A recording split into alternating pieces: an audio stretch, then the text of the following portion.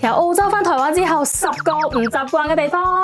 喺澳洲過馬路咧，習慣咗要撳掣先噶嘛。咁我翻到台灣之後咧，每次過馬路咧都會下意識揾呢個掣喺邊啊。澳洲嘅行動支付係超級方便，幾乎係唔會帶 cash 出門，就算係市場啦、市集都可以碌卡。但係喺台灣咧，好多地方都依然淨係收現金嘅啫。澳洲就算係夏天咧，通常啦都係乾爽嘅，但係咧台灣嘅夏天咧真係又焗又潮濕啦。哇！有時出門口唔夠5分鐘咧，成個人已經濕晒，勁立勁唔舒服咯。電梯咧係會行錯邊，因為台灣嘅電梯咧係右立左行，但係澳洲咧係完全相反嘅。自從 Covid 之後咧，台灣嘅街道上咧都好多人戴口罩啦，到而家都係。但係喺澳洲咧係真係病得好嚴重咧先會戴口罩嘅。我喺澳洲咧幾乎係冇見過流浪動物啦，反而係嗰啲野生袋鼠仲多啊。咁但係翻到台灣之後，發覺流浪動物咧都仲係唔少。澳洲抌垃圾超簡單，就係分一般垃圾啦同埋回收嘅垃圾。翻到台灣咧就要習慣分好細咩紙啊、膠樽啊、鋁罐咁樣。跟住落嚟咧都係啲物價嘅問題啦。哇！我想講台灣嘅交通真係超平，搭程公車都淨係15蚊咋。撇除咗 Queensland 呢一個0.5澳嘅特例啊嚇，因為我最後咧住喺墨爾